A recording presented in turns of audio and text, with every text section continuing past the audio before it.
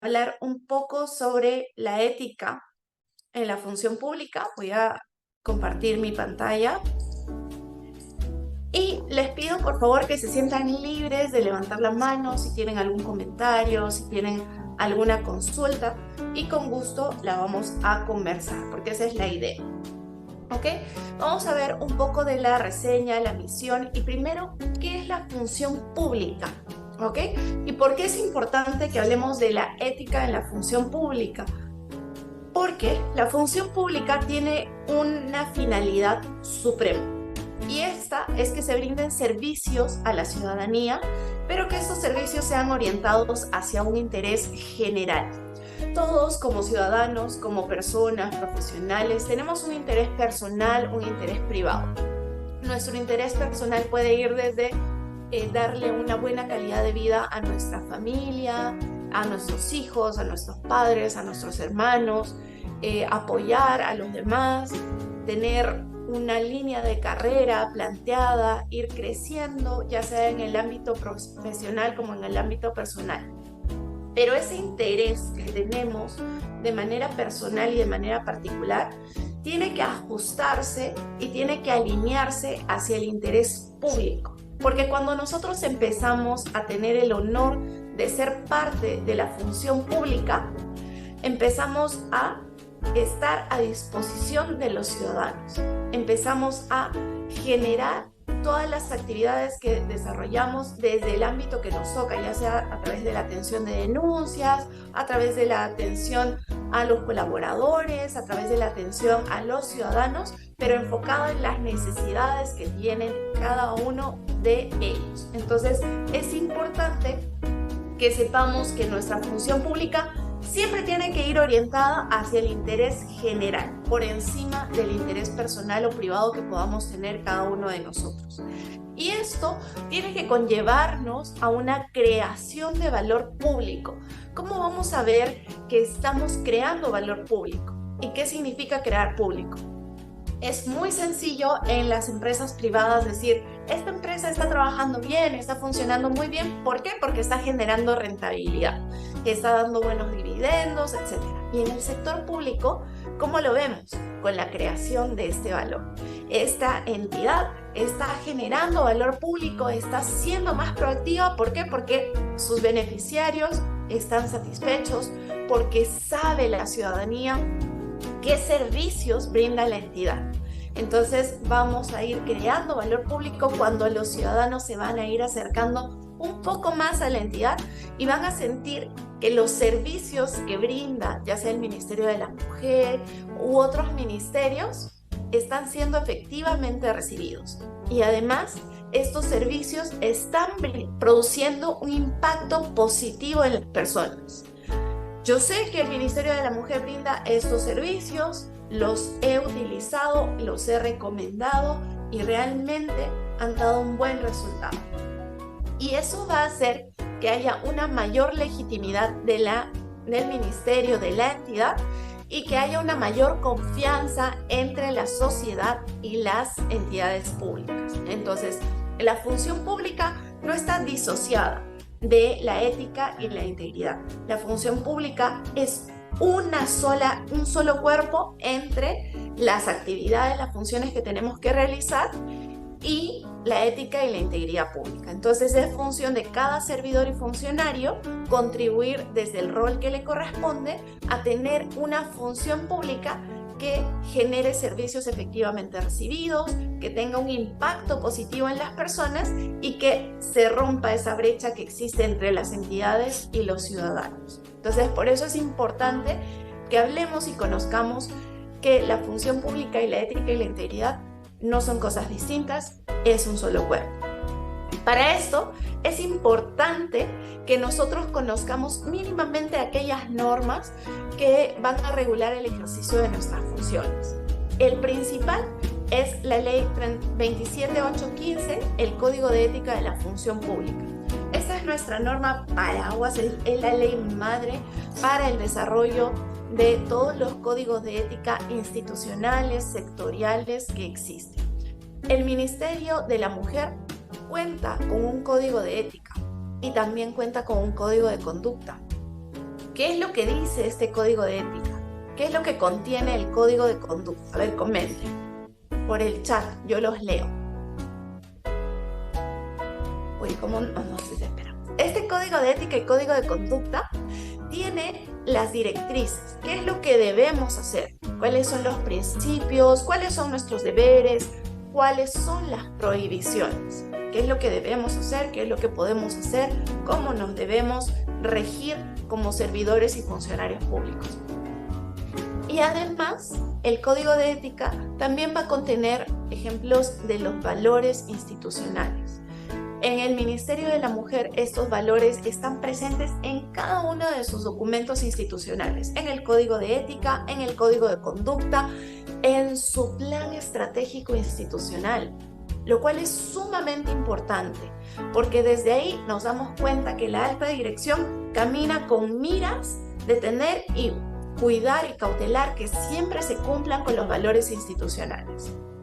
También tenemos que tener en cuenta la ley del servicio civil, la ley 30057, que nos da todas las directrices, las formas, incluso los procedimientos que se van a seguir si es que se produjese algún procedimiento, si es que hay algún incumplimiento, ya sea del código de ética o de las otras normas que rigen el actuar del servicio civil.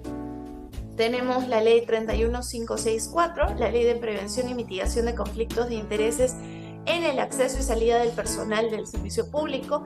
Esta ley ha reemplazado una que venía funcionando hace muchos años, que es la 27588, y esta ley ha entrado en vigencia a partir del 20 de julio. ¿Qué es lo que vamos o qué es lo que busca regular esta ley?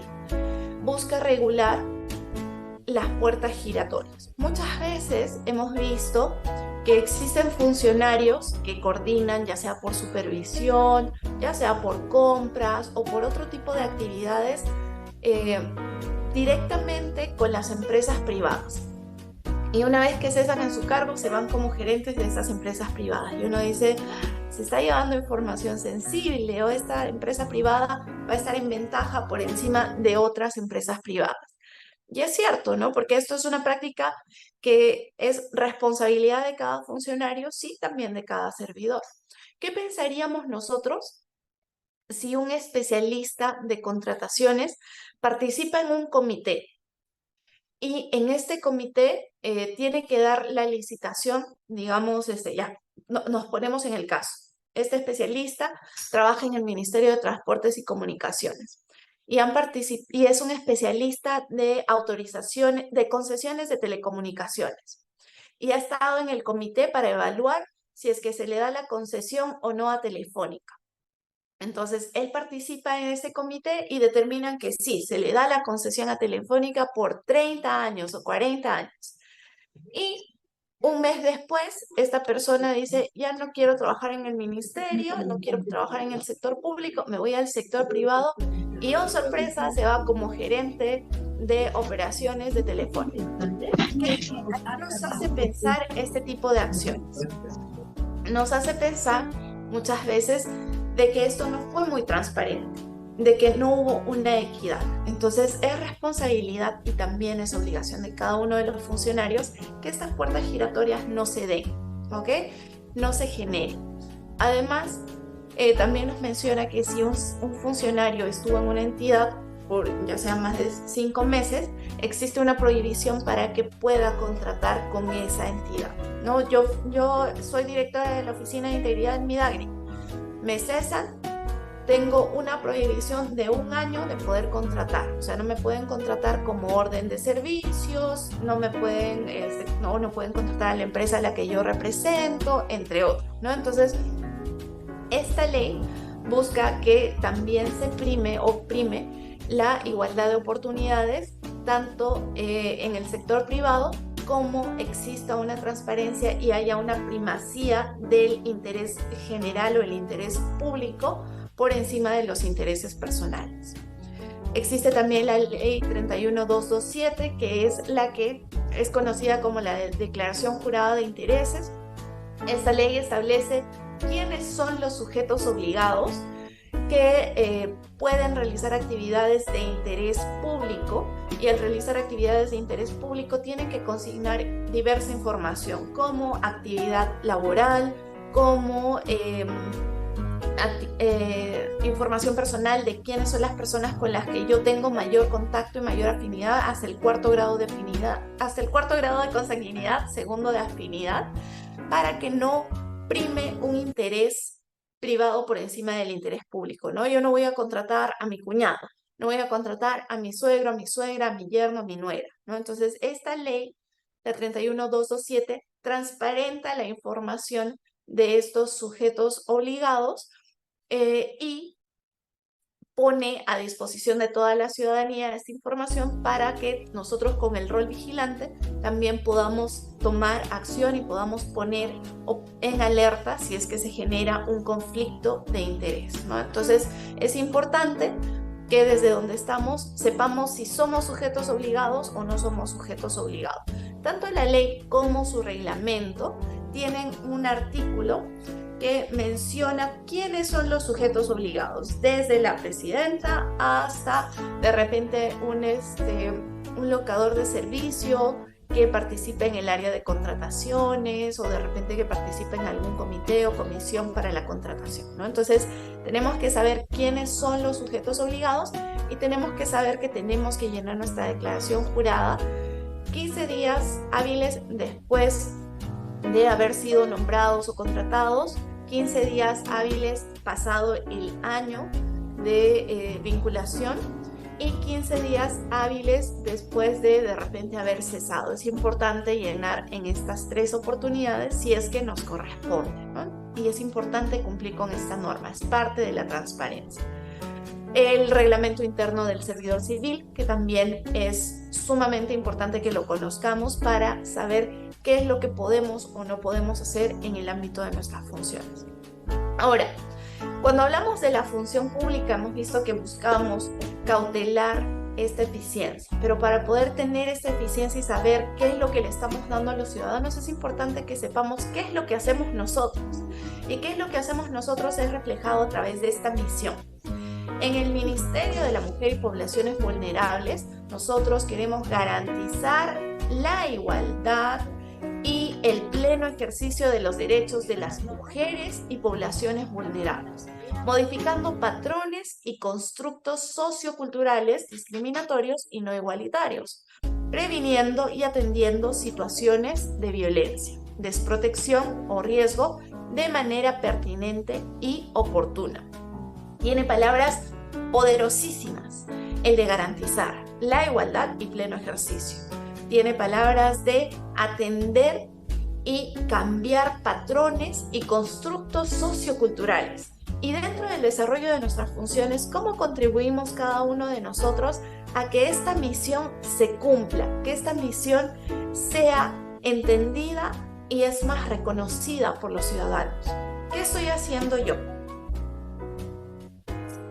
De repente estoy atendiendo las denuncias de poblaciones vulnerables y las atiendo ni bien me llegan. No espero 2 días, no espero 3 días, sino las atiendo de manera inmediata.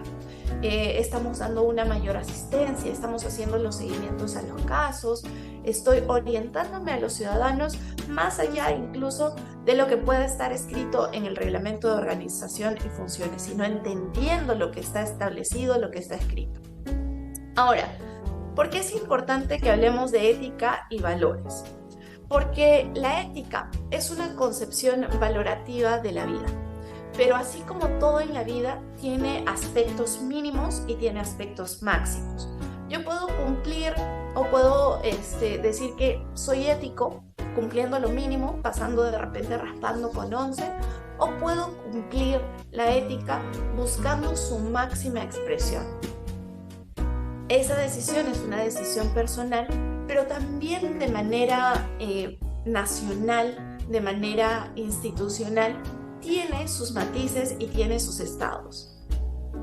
Por ejemplo, si hablamos de la ética como esta concepción valorativa y que va a regir cuál es la forma de interactuar en la institución, cuál es la forma o la manera de convivencia que deben tener los ciudadanos, los servidores, los funcionarios, y cuál es este orden de prioridades en la organización. Vamos a ver que el cumplimiento de normas, como por ejemplo el cumplimiento del código de ética, el cumplimiento de MIRROF, es una ética de mínimos. No se va a pronunciar sobre la felicidad, sobre la forma de la vida, pero sí en el cumplimiento normativo. Y vamos a hablar sobre una ética de máximos cuando hablamos que este cumplimiento moral, este cumplimiento de ética, nos va a dar una propuesta de vida buena, una propuesta de una autorrealización personal y profesional. Yo puedo decir, bueno, la ética me sirve para no meterme en problemas en mi trabajo, para que no me denuncien. Ok, perfecto. Pero también puedes sentir que hacer tus actividades de manera ética te ayudan a tener una vida más plena, porque no vas a vivir estresado pensando, me descubrirán en este momento, estaré denunciado, discutiendo de repente con la familia, porque estoy todo el tiempo tenso y pensando que no descubran el acto de repente no ético que cometí. Entonces la ética nos va a dar esa tranquilidad de llegar a casa, abrazar con toda la confianza a nuestra familia, a nuestros amigos y poder dormir con la conciencia tranquila, ¿no? Entonces, de esta manera también vamos a estar totalmente seguros, felices, confiados de que incluso nuestro desarrollo profesional se debe a un esfuerzo propio, a un esfuerzo que vamos realizando día a día de manera justa, de manera correcta. Entonces tenemos estas dos visiones, estas dos concepciones de la ética desde el cumplimiento normativo, que es lo mínimo que se tiene que hacer, hasta esta visión de que la ética nos ayuda a tener una vida buena, nos ayuda a tener una autorrealización personal y profesional. Entonces vamos a comprender, y para efectos de esta charla vamos a tener a la ética de manera estandarizada como ese conjunto de costumbres y de normas que dirigen y van a valorar el comportamiento humano en una comunidad. En este caso, es ese conjunto de costumbres y normas que dirigen y valoran el comportamiento humano en el Ministerio de la Mujer. Entonces, es importante que para poder valorar este comportamiento humano, sepamos cuáles son los valores que se promueven desde la institución. Unos pueden decir, bueno, pero ¿qué me vienes a hablar de valores? Los valores vienen de casa. Estos valores, si no has aprendido en casa, pues ya lo perdiste. No. Los valores nos enseñan en casa, son diversos, pueden ser los mismos que están acá, pueden ser otros, pero nos ayudan a tener una base y nos ayudan a actuar en armonía. Entonces, los valores que se promueven y que se refuerzan, ya sea en la universidad, en los colegios, también son reforzados en los centros de trabajo. Y estos valores que está priorizando el Ministerio de la Mujer son el compromiso.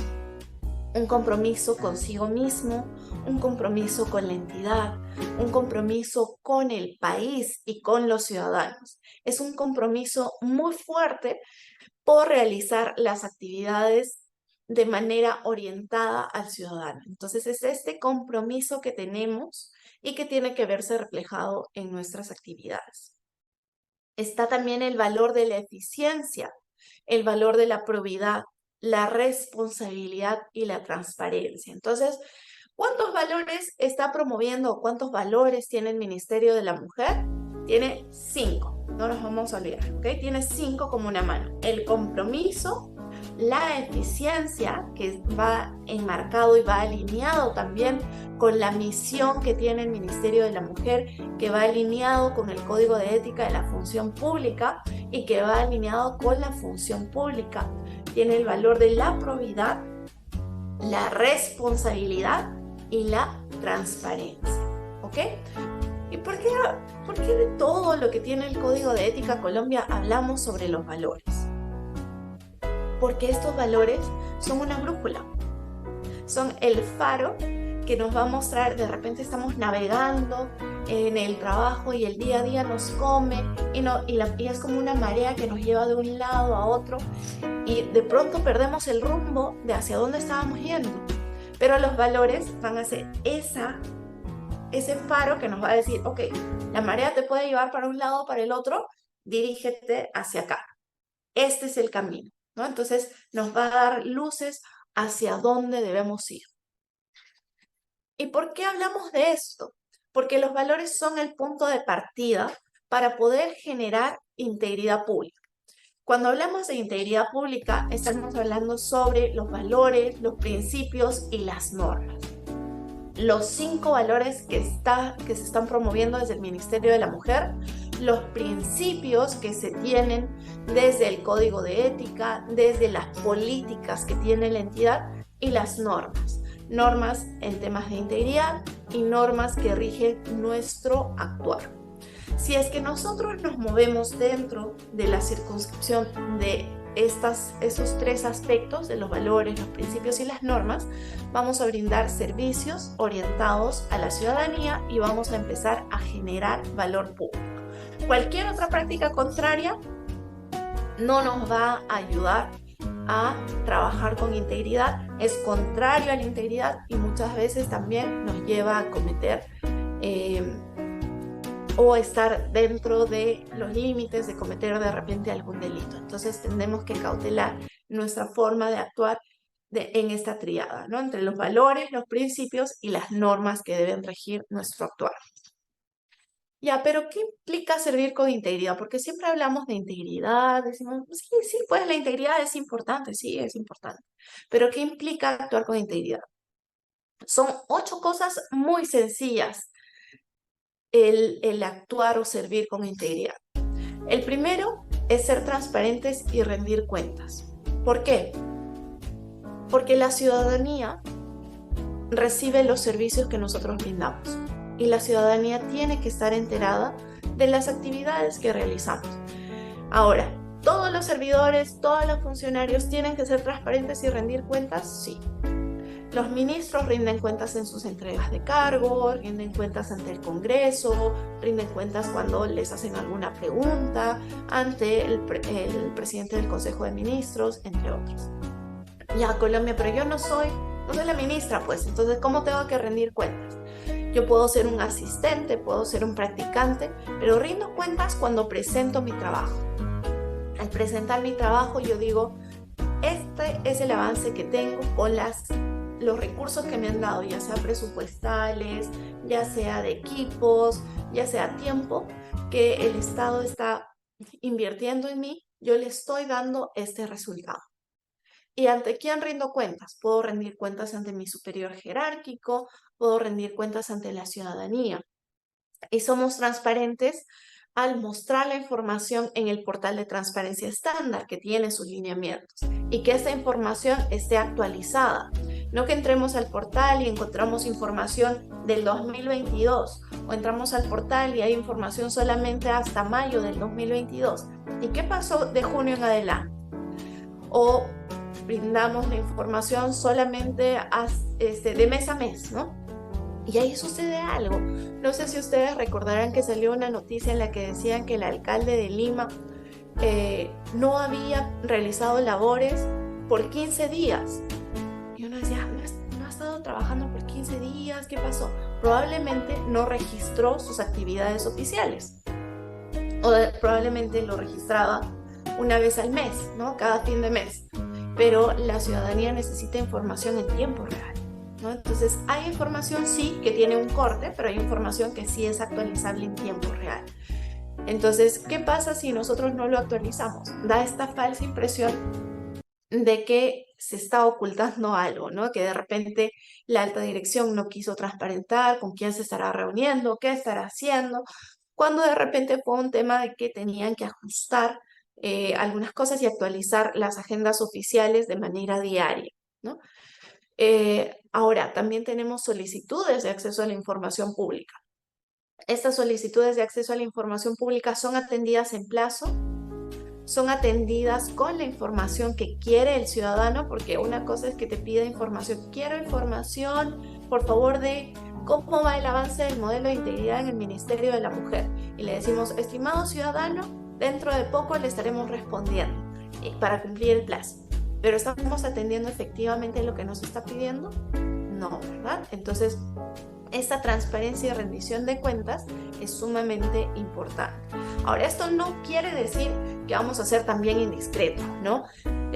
Porque puede ser que les digan, oye, ya, dime cuál es el número de cuenta o el número de tarjeta de toda la alta dirección y también dame su fecha de vencimiento y dame su código CCB. Y con eso hacen transferencias interbancarias o hacen compras por internet, ¿no? Entonces, el ser transparente no es dar información de más. El ser transparente es brindar la información que se solicita, pero también cautelando y siendo cautelosos en el principio de reserva y confidencialidad. En algún momento nos llegó una solicitud de acceso a la información pública que decía, dame la información de todas las denuncias que han ingresado desde enero hasta diciembre de tal fecha. Entonces, uno dice, uy, por transparencia yo tengo que atender. Sí, pero transparencia también tiene sus excepciones, ¿no? Entonces, hay datos sensibles, hay información reservada, porque no es un juego, ¿no? Por ejemplo, en el tema de denuncias, hablamos sobre la identidad de los denunciantes, identidad de los denunciados, que no pueden ser reveladas, tienen que mantenerse en reserva. Entonces, se le responde señalando la norma, que esta es una excepción, y que por principio de reserva tampoco no podemos brindarle esta información hasta que haya culminado, ¿ok? Entonces existen excepciones, existen normas. Hay que ser cautelosos al momento de ser transparentes y también rendir cuentas, responsables al momento de la rendición de cuentas. También implica ser imparcial y no mantener intereses en conflicto. ¿Por qué? Hay estudios que mencionan que de cada 2 personas, una tiene empresa.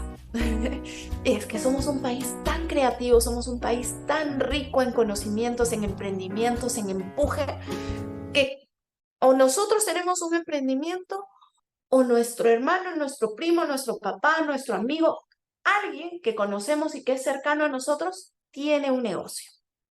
Y muchas veces las personas dicen, quiero venderle al Estado.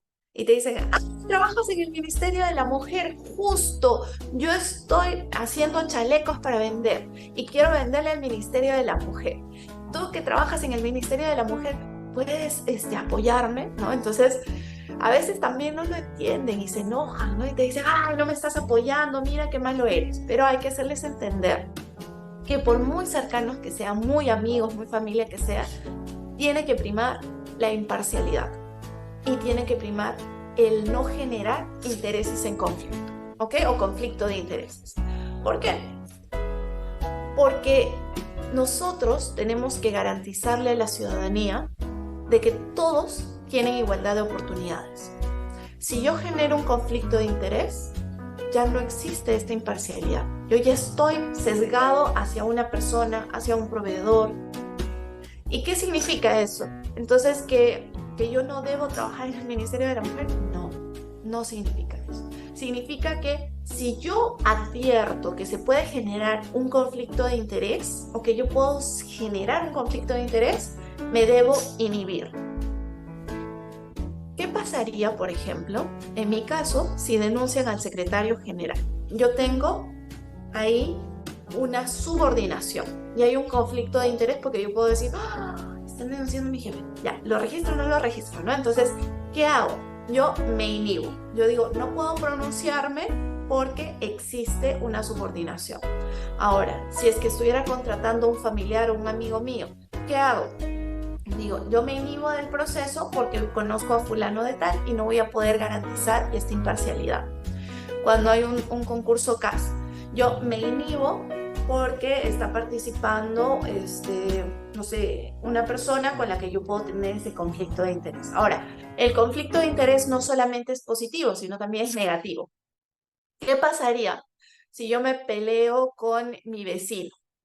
Alquilé un departamento y me peleo con el vecino, llegamos a juicio, ¿no? Y hay un juicio que incluso llegó a golpes y nos denunciamos ambos por maltrato.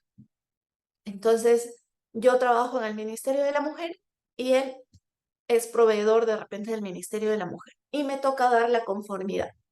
¿Qué hago? Yo digo, ay, no, con este señor que nos hemos peleado, no le voy a dar la conformidad. Me voy a demorar más de 10 días.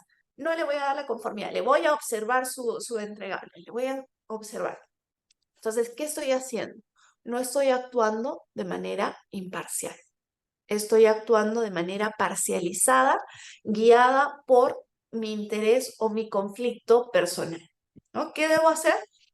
Yo tengo un conflicto de interés con este señor, no puedo verlo, necesita verlo otra persona, ¿no? ¿Por qué? Porque igual el señor puede quejarse, puede denunciar, entre otras cosas. Entonces, tenemos que nosotros ser cautelosos de ser imparciales con todos los ciudadanos, con todos los proveedores, con todos los servidores también, ¿ok? Ahora, rechazar ventajas indebidas. Está totalmente prohibido el aceptar los regalos. Muchas veces pueden ustedes estar gestionando tanto con la víctima como con el victimario. ¿Y qué pasa si es que el victimario dice, ay, doctorita, tome una gaseosita, yo sé que está cansada, tome una gaseosita y una galletita, y justo toma la foto y dicen, el Ministerio de la Mujer no actúa porque estuvo en complicidad con el victimario, ¿no? Entonces nos estamos exponiendo a una situación que puede prestarse para malas interpretaciones. Entonces tenemos que tener la autoridad también de poder decir muchas gracias, nosotros como servidores no podemos aceptar ningún tipo de ventajas ni regalos, así sea un caramelo, muchísimas gracias, pero no. Ya incluso está saliendo un decreto supremo para regular eso. Ahora, eso significa que si la ministra va al interior del país y le ponen un sombrero, tiene que quitárselo y darle y decir muchas gracias, ¿no? No, porque existen excepciones y hay acciones o actos protocolares en los cuales sí se tiene que aceptar estas atenciones, pero esto también tiene que ser transparentado para que la ciudadanía sepa, ok, recibieron de repente un cuadro o recibieron un queso. ¿Y qué hicieron con el queso? Lo repartieron porque es perecible y no tenían a quién devolverlo, ¿no? Entonces, el tratamiento también es transparente. El promover el acceso justo a los puestos públicos, conocer las normas y reglas de conducta, tomar conciencia de nuestros riesgos. Esto es gracioso porque muchas veces cuando levantamos los riesgos o vamos a levantar riesgos en las diversas áreas, decimos, hola, ¿qué tal? Hemos venido a levantar los riesgos que afectan a la integridad pública. Y la gente dice, ¡oh! Me están viniendo a ver si es que acá se comete acto de corrupción. Y no, no es eso, ¿no? O te llegan y te dicen, acá no hay ningún tipo de riesgo, ¿de qué estás hablando? Pero tenemos que ser conscientes de que cada puesto y cada área puede generar un riesgo. Por ejemplo, como directora de integridad, yo recibo las denuncias. ¿Qué pasa? Sé que quería salir. ¿Qué pasa si yo recibo una denuncia y yo me llevo muy, muy mal con la persona o la persona que está denunciando? Y digo, está nuevamente haciendo problemas. Entonces no voy a registrar su denuncia porque debe estar loco, ¿no? Entonces, ¿qué está pasando? Yo tengo un riesgo de repente favorecer o perjudicar al denunciado o al denunciante. Entonces, ¿qué es lo que tenemos que hacer para que eso no suceda o si sucedió no vuelva a producirse? Entonces, de repente existen protocolos de que las denuncias son vistos por los abogados, de que de manera trimestral se brinda información sobre las denuncias, que además se informa a los ciudadanos de manera trimestral hasta que concluya el caso o la denuncia. ¿Qué es lo que estamos haciendo? ¿No? Entonces, ese riesgo existe para Colombia en estos momentos, ¿sí? Cuando Colombia deja de ser directora, ya no va a ser su riesgo, va a ser el riesgo del nuevo director. ¿A qué voy con esto? Los riesgos existen y los riesgos están no por la persona, sino por el puesto y las actividades que desarrollan. A veces también nos pueden decir, mira Colombia, eso no puede pasar porque ahí está fulano de tal. Él es muy ético, muy íntegro, eso no va a pasar. Sí, pero nadie es perenne en un puesto, es la función pública, todos somos aves de paso. Entonces, ¿qué pasa si lo cambian? ¿No? Entonces, el riesgo está a las funciones y al puesto, no a la persona. Evitar sesgos y excesos de confianza, Conocer y emplear los mecanismos y canales de denuncia, saber cuáles son estos canales, que también los vamos a ver más adelante. Ahora, ¿por qué hacemos esto? Porque buscamos cumplir con los fines de la función pública. ¿Y cuáles son estos fines de la función pública? Uno, el servicio a la nación. Y dos, mayores niveles de eficiencia en el aparato estatal. Y estos mayores niveles de eficiencia significa una mejor atención y significa priorizar y optimizar los recursos. Entonces, ¿cuáles son o cuántos son los fines de la función pública? Dos, servir a la nación y generar mayores niveles de eficiencia. ¿Okay? ¿Y cómo genera estos mayores niveles de eficiencia? Con una mejor atención, optimizando, utilizando de manera adecuada los recursos. Para esto, vamos a tener que orientan la rendición de cuenta periódica, la rendición de cuenta de nuestro y que es disponible o que sea. Tenemos otro principio que es el de prevención, el adoptar medidas para prevenir los riesgos.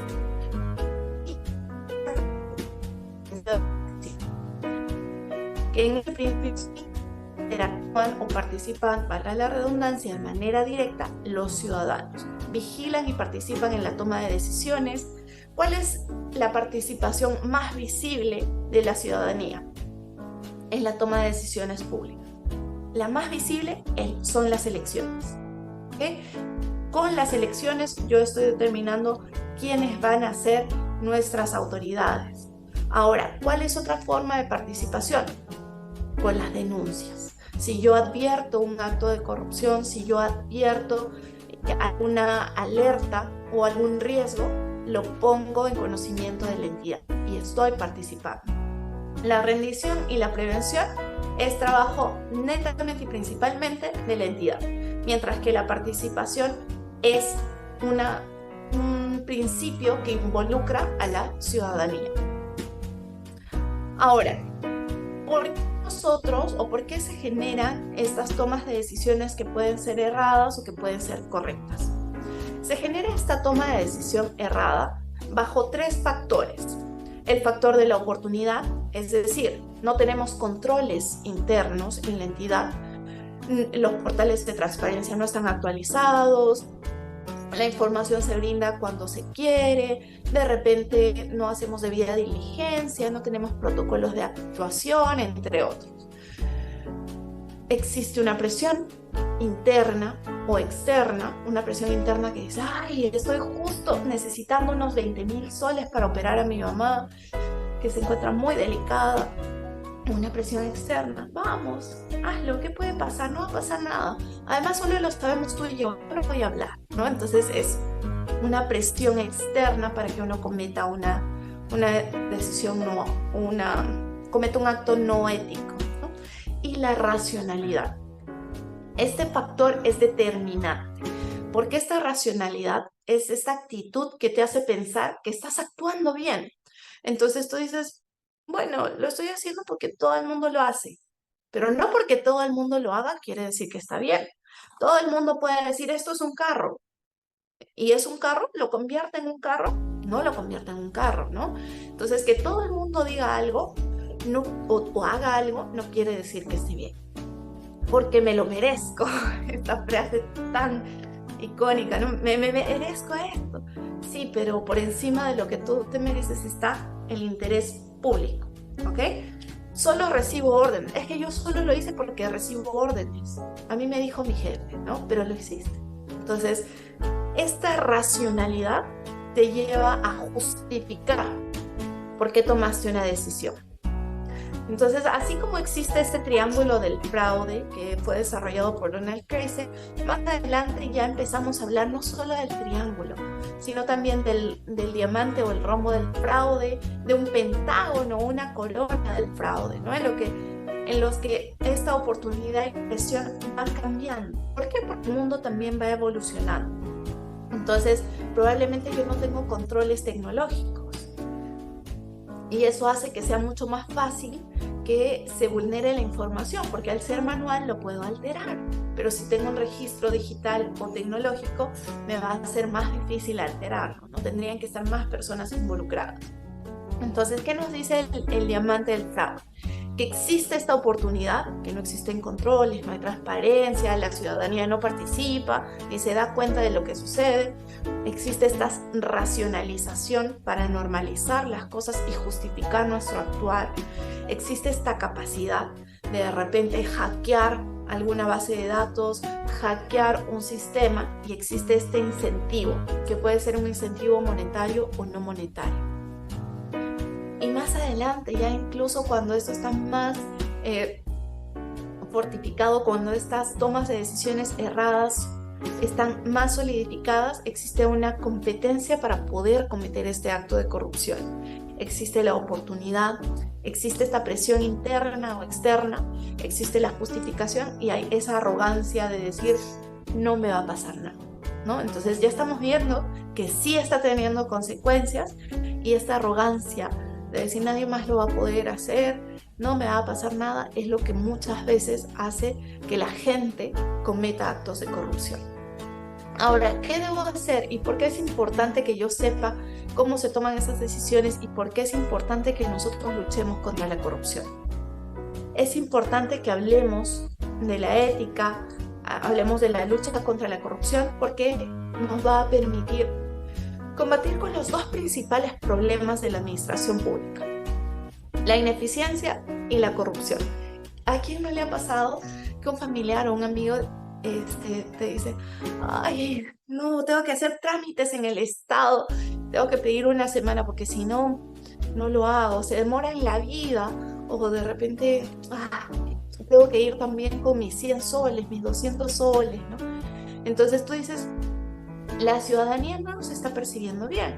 La ciudadanía nos está percibiendo como ineficientes, que se demoran la vida y que no nos dan lo que necesitamos, y también nos están percibiendo como corruptos, que tienen que dar algo a cambio para que se realicen las actividades públicas.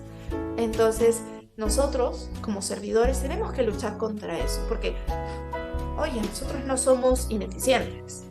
Yo estoy segura de que cada uno de ustedes realiza sus actividades de manera responsable, con todo el compromiso que implica nuestro código de ética, nuestro código de conducta y las funciones que han sido asignadas. Y oigan, corrupción en la entidad en la que estamos, disculpa, yo no soy corrupto.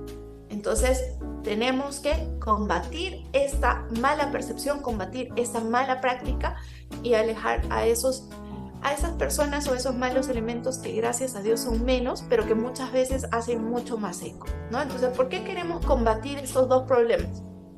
Para generar un valor y un beneficio en el logro de metas, en el logro de objetivos y políticas nacionales, y porque queremos dar un mayor bienestar y mejores condiciones de vida a nuestros beneficiarios. Y entonces, ¿cómo tomo decisiones correctas? Muy sencillo. Frente a ese triángulo de fraude que existe, podemos ponerle un triángulo para la toma de decisiones éticas, que es preguntarnos, ¿cómo puedo estar seguro o segura de que voy a ser feliz y tranquilo de que mi carrera se está llevando a cabo de manera adecuada? ¿Cómo puedo estar segura con las relaciones de mi pareja y de mi familia y que se van a mantener felices y no es que nos van a alejar porque de repente va a pasar algo? ¿O cómo puedo estar segura de que me voy a mantener fuera de la cárcel? Fuerte, muy fuerte, pero sumamente importante. Otra forma también es preguntarnos, ¿existe alguna regla universal que se aplique en este caso en específico? Si tengo alguna duda. La acción propuesta es congruente con mis principios, con mis valores y también con los principios y los valores de la institución. ¿Qué efecto va a tener la decisión que yo tome? Ahora, ¿qué pasa si yo aparezco en las noticias por haber cometido algún acto de corrupción? ¿Estaría feliz? ¿Mi familia estaría feliz? ¿Estaría tranquila? Entonces, estas preguntas, antes de cometer o de tomar una decisión cuando no estamos seguros, tenemos que realizar. Igual si tenemos alguna duda, alguna consulta, algún dilema ético, tenemos que acudir a la función de integridad. ¿Quién desempeña la función de integridad en el Ministerio de la Mujer? La Secretaría General, ¿ok? Entonces, también es importante que conozcamos que tenemos un canal de denuncia y que tenemos un sistema de gestión antisoborno. ¿Okay? Es importante que conozcan su política, es importante que conozcan que existen controles, que existen matrices de riesgos, que se realizan auditorías de manera anual. ¿Okay? ¿Por qué es importante hablar del soborno? Porque es una de las formas más socializadas de cometer actos de corrupción, ¿no? Oye, hazme este favorcito y te dan algo de por medio. O te prometen, yo te prometo que me estoy yendo a otra entidad y te voy a llevar, ¿no? Entonces, el soborno no es solo monetario, también es no monetario. Te lo pueden dar a ti o se lo pueden dar a un tercero, pero es para que hagas o dejes de hacer en relación a tus funciones. Colombia, mira, yo te voy a llevar a otro ministerio. Esa denuncia, ponla por desistida, pues, ¿no? Entonces, no. Tenemos que tener esta autoridad y esa autoridad de poder decir no, la tenemos sabiendo cuáles son las normas que rigen nuestro actuar y cuáles son los canales de denuncia y las medidas de protección a las que puedo acceder si es que denuncio. ¿Ok? ¿Y cuáles son? Nosotros tenemos una plataforma, que es la plataforma de denuncias.servicios.gov.pe, a través del cual podemos poner en conocimiento de la función de integridad, cuáles son los actos de corrupción que se han producido. Tenemos que saber que estas denuncias se realizan de manera anónima, que también se puede reservar la identidad, que existen medidas de protección laboral y si soy locador de servicio, pues no me va a aplicar las medidas de protección laboral, pero sí me aplican otras medidas de protección. ¿Okay? También puedo presentar mis denuncias por la mesa de partes virtual o la mesa de partes presencial. Ante cualquier duda, por favor sientan la total confianza de acercarse a la función de integridad para que pueda absorber sus dudas, para que puedan actuar de manera tranquila y haciéndose estas preguntas que van a luchar contra ese fraude o esas coronas de el fraude que no nos va a llevar a otra cosa más que alejarnos de la ciudadanía y dejarle un país que no es beneficioso para nuestras descendencias, ¿no? Pensemos que nuestro servicio, recordemos que nuestro actuar tiene impacto y tiene un impacto muy grande, no solamente en dos personas, tiene un impacto enorme en toda la ciudadanía, en todos nuestros beneficiarios. Entonces seamos responsables de abrazar y agradecer esa gran responsabilidad y ese privilegio que tenemos de ser servidores públicos. Muchísimas gracias. No sé si tienen alguna duda o consulta. Voy a dejar de compartir. Muchas gracias, Colombia, por tu ponencia. Reiteramos la consulta a los servidores. ¿Hay alguna duda?